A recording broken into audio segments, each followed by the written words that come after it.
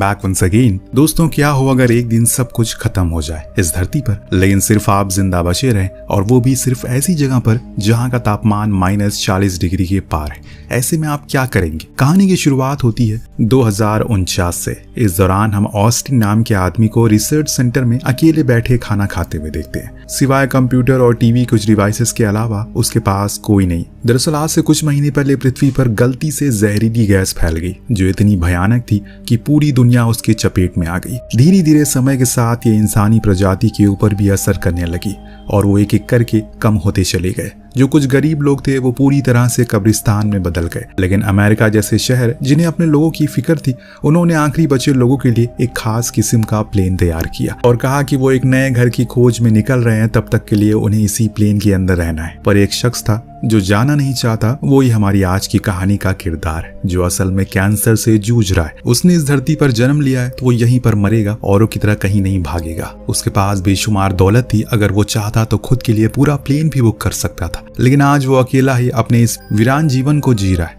अपने खुद के हाथों से अपने ही इलाज कर रहा है, खुद के लिए खाना बना रहा है, खुद के हाथों से ही खा भी रहा है। ऐसी उसकी जिंदगी का हर दिन चलता है। सुबह उठो, दिन भर खाना वगैरह खाओ, फिर पृथ्वी के हालातों के बारे में जानकारी और रात होने पर काले बादल को निहारते हुए सो जाओ। लेकिन आज मैं आपको बता दूं कि अगस्त हमेशा से ऐसा नहीं था। उसकी जिंदगी में वो जुनून था, वो हर जवान आदमी के अंदर होता है कुछ करने का, ताकि वो अपने और अपने देश के लिए कुछ कर सके।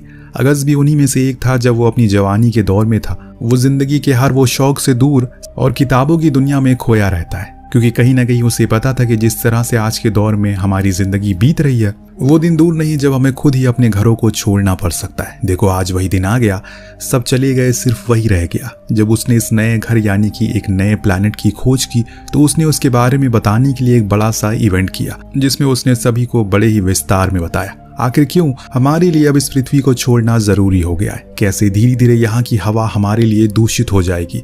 साथ में अगस्त ने उस प्लैनेट के हर एक कण को सरलता से सभी को समझाने की कोशिश की, जिससे कि उन्हें सब कुछ समझ में आ गया और उसकी इस मेहनत और खोज से सब बहुत तारीफ भी करते हैं। लेकिन सबसे ज्यादा अगर कोई प्रभावित हुआ तो वो थी जीन। लेकिन वो उसके काम से नहीं, बल्कि उसके समझाने की क्षमता, उसके बर्ताव से प्रभावित थी। जब अगस्त ने उसे पहली बार देखा तो उसे पहली नजर वाला इश्क हो गया। इसके बाद अब समय के साथ उनकी नजदीकियां बढ़ती चली गई और फिर एक वो दिन आ गया जब उन्होंने शादी कर लिया और 3 साल बाद उनका परिवार भी खुशी खुशी रहने लग गया। लेकिन इन बीते सालों में जीन ने कभी उसे खुद के करीब नहीं पाया। हमेशा वो अपने काम, अपनी किताबों में ही उलझा रहता है, जो चीज अब उसे खलने लगी है। और इसीलिए अब उसने छोड़ने का फैसला किया, क्योंकि अब उनका परिवार बढ़ेगा। वो नहीं चाहती कि उसके आने वाली संतान को भी ये सब सहना पड़े।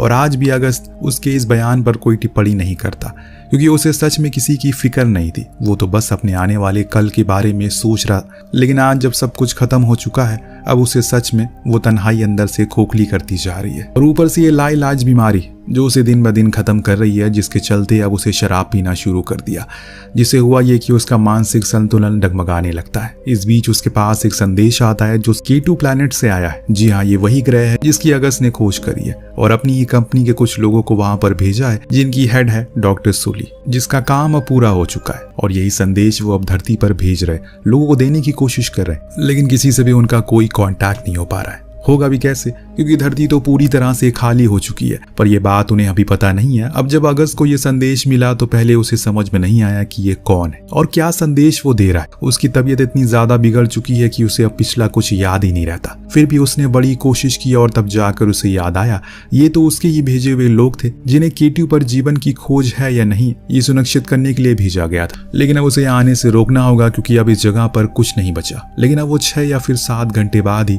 उसे संपर्क कर पाएगा, क्योंकि उसके पास इतना बड़ा एंटीना नहीं है वो जल्दी से कांटेक्ट हो सके। सब कुछ खराब हो चुका है। उधर डॉक्टर सूली भी अपनी क्राफ्ट में मौजूद सभी लोगों को आगाह करती हैं। उनका कांटेक्ट हो चुका है, पर वो पूरी तरह से सुनिश्चित नहीं है कि वो मैसेज उस तक पहुंचा होगा या नहीं। इस दौरान हम K2 प्लैनेट को देखते हैं, जहां सब उपलब्ध है, जिससे कि इंसान की जनजाति दोबारा से जन्म ले सकती है। पर दोबारा से जन्म लेने के लिए कोई इंसान भी तो होना चाहिए। न जाने उन लोगों का क्या हुआ जो यहाँ से गए थे, क्या वो जिंदा भी है या नहीं, हमें ये नहीं पता। और जब तक संदेश आए वो कुछ खाने के लिए चला जाता है। लेकिन तभी उसे किचन में आग लग गई, जिससे वो बहुत ही ज्यादा घबरा गया। पर समय रहते उसने उस आग पर काबू पा लिया।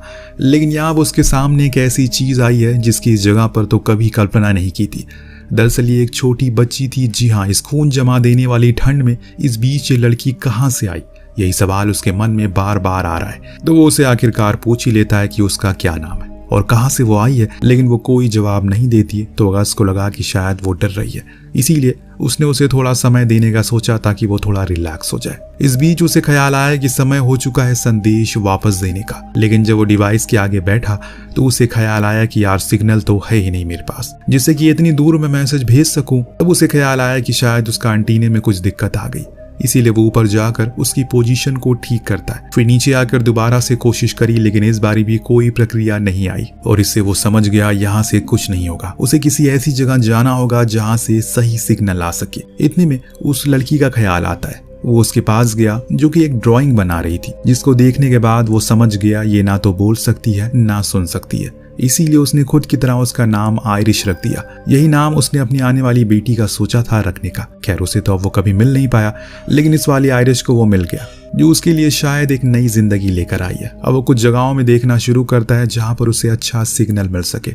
इस दौरान उसे एक जगह मिल भी जाती है, लेकिन सबसे बड़ी परेशानी थी आयरिश को वो ना तो उसे छोड़कर जा सकता है क्योंकि ये लंबा सफर बेहद ही लंबा है। न जाने कब तक वो लौटेगा, ना ही उसे अपने साथ ले जा सकता है क्योंकि बाहर बहुत ज्यादा ठंड है। इस कश्मकश में वो डूबा था कि पूरी रात इसी दौरान उसकी तैयारियां भी चल रही थी, जिसे आयरिश भी उसका साथ दे रही थी। समय के साथ अब दोनों में अच्छी खासी बनने लगती है, इसीलिए आखिरी समय पर उसने ठान लिया कि वो उसके साथ लेकर जाएगा क्योंकि अगर वो साथ रहे तो उसकी हिम्मत बढ़ेगी। तो अब सामान वगैरह पैक करके वो दोनों अगले दिन मोटर बाइक से निकल जाते हैं। लेकिन दोस्तों यहाँ से अब कहानी में एक बदलाव आने वाला है। अब जो कुछ भी आपके सामने आएगा वो आपको झकझोर कर रख देगा, तो बस देखते रहिए और आनंद लीजिए। चारों तरफ हम बर्फ ही बर्फ देखते हैं। ठंड तो इतनी थी कि खून जमा दे, लेकिन फिर भी अगस्त भागे जा रहा है। समय जो कम है उसके पास। रात होने पर दोनों एक जगह पर ठहर जाते हैं क्योंकि अभी ठंड बहुत बढ़ चुकी है। लेकिन उसी दौरान एक हादसा हो जाता है। जिस जगह इन्होंने अपना कैंप लगाया था वहां की बर्फ पिघल जाती है, जिससे होता यह है कि दोनों ही पानी के अंदर गिर पड़े। लेकिन समय रहते अगस्त खुद और आयरिश दोनों को साथ में बाहर निकाल लेता है। लेकिन अब इनके पास कुछ भी नहीं है, यानी कि जो कुछ भी था जरूरत के लिए सब कुछ डूब चुका है। अगर कुछ बचा है तो इनके शरीर पर पहने हुए कपड़े, यानी कि बस इनके आगे का सफर पैदल ही तय करना पड़ेगा। लेकिन अगस्त के लिए सफर काफी कठिनाइयों से भरा था क्योंकि उसकी तबीयत खराब होने लगी थी। बूढ़ा अगस्त बार बार थक जाता है, वहीं बैठकर आराम करने लगता है, जो देख आयरिश ने उसे समझाया अगर आप ऐसे ही बार बार रुकते रहेंगे तो हमारा सफर और लंबा हो जाएगा। अगर आप लगातार चलेंगे तो दूरी कम हो जाएगी।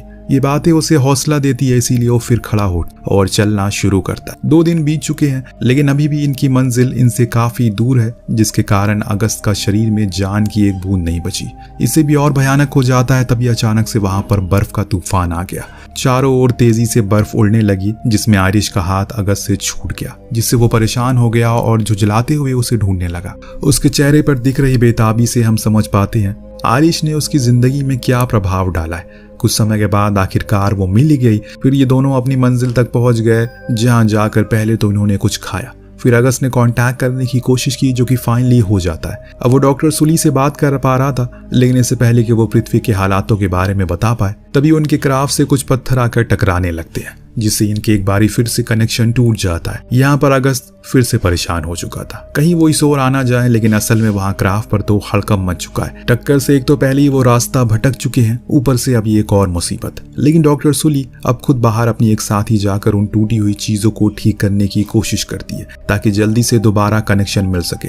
लेकिन बाहर जाना खतरे से खाली नहीं है, क्योंकि वो जिस जगह पर रुके हैं वहाँ हर समय पर लगातार पत्थर ब्रह्मांड में तैर रहे हैं, पर फिर भी ये अपना काम पर डटे रहते हैं और समय रहते वायर को ठीक कर देते हैं जो कि टूट चुकी थी। लेकिन इससे पहले ये दोनों ही वापस अपने कॉकपिट में आ गए। दूसरे साथी से एक पत्थर आकर टकरा जाता है, जिसमें वो बुरी तरह से घायल हो जाता है। समय रहते ही उसे अंदर लेकर आ जाती है, पर जैसे ही उन्होंने उसके हेलमेट को हटाया उसने ही उस समय अपना दम तोड़ दिया। उसकी मौत से पूरे क्राफ्ट में मातम छा गया, क्योंकि वो सबसे मिलनसार मेंबर था जिसे अपनी जान गंवा दी। इस बीच सुली फिर से अगस्त से कांटेक्ट हो जाती है और इस बारी समय बर्बाद ना करके अगस्त ने उसे सब बता दिया। वो लोग पृथ्वी पर ना आए क्योंकि अब ये वो पृथ्वी नहीं रही जिसकी कल्पना वो लोग कर रहे हैं। सब कुछ बर्बाद हो चुका है। एक जहरीली गैस फैल चुकी है, जिसके चलते जितने भी लोग मारे गए थे बस कुछ चुनिंदा लोग जिंदा हैं, आखिर में जिन्हें उनकी सरकार लेकर चलेगी। लेकिन अब उनका कुछ भी अता पता नहीं है, इसीलिए तुम लोग वापस K2 लौट जाओ और वहाँ एक नए संसार की शुरुआत करो, क्योंकि वहाँ जीवन है, ऐसा तुम ही लोगों ने बताया।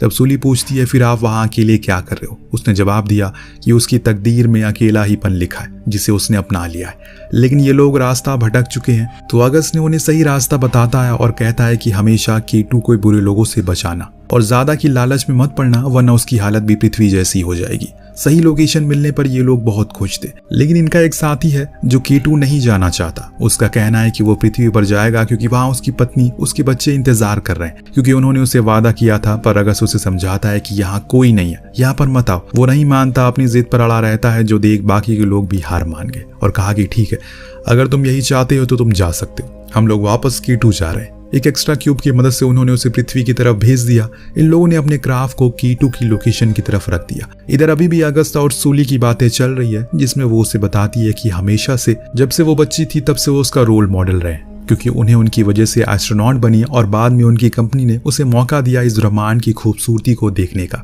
इसीलिए वो उनका शुक्रिया अदा करना चाहती है।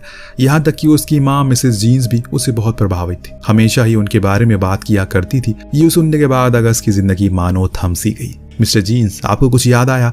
सांसें तेज तेज वो लेने लग गया, लेकिन जबान से कुछ निकला नहीं उसके, क्योंकि सब कुछ उसकी आंखों से बयान हो रहा था। जब उसने उससे पूछा कि उसका पूरा नाम क्या है, तो उसने बताया कि डॉक्टर सुली आयरिश। ये सुनने के बाद तो मानो उसकी जिंदगी का मकसद पूरा हो गया। लेकिन एक मिनट, फिर वो बच्ची कौन थी? इसी सवाल के जवाब के लिए वो बाहर भागती हुई गया, लेकिन वहां तो कोई नहीं था। जी हाँ दोस्तों, वो बच्ची सिर्फ एक कल्पना थी जो अगस्त ने अपने दिमाग में बनाई थी, ताकि वो कुछ दिन और इसी के बहाने जी सके, ताकि इसी बहाने उसकी असल की बेटी जिंदगी खत्म ना हो। अगर वो पहले ही मर जाता अपनी बीमारी से, तो शायद आज ये पूरा क्रू भी यूं ही भटकता रहता और आखिर में मर जाता। लेकिन अगस्त के दिमाग ने आज उसकी जान बचा ली, उसकी बेटी और कई सारे लोगों को एक नई जिंदगी दी। लेकिन कभी आयरिश को ये पता चल पाएगा जिस दुनिया के आखिरी शख्स से वो बात करी वो असल में उसके पिता ही हैं। अब मीलों का फासला था दोनों में, लेकिन खून के रिश्ते ने उन्हें बार बार जोड़े रखा। इसी को मुकद्दर कहते हैं। किसी को नहीं पता कि कब क्या हो जाए, कब कहाँ और कैसे कोई हमें मिल जाए। इसी के साथ ये कहानी यहीं पर समाप्त होती है।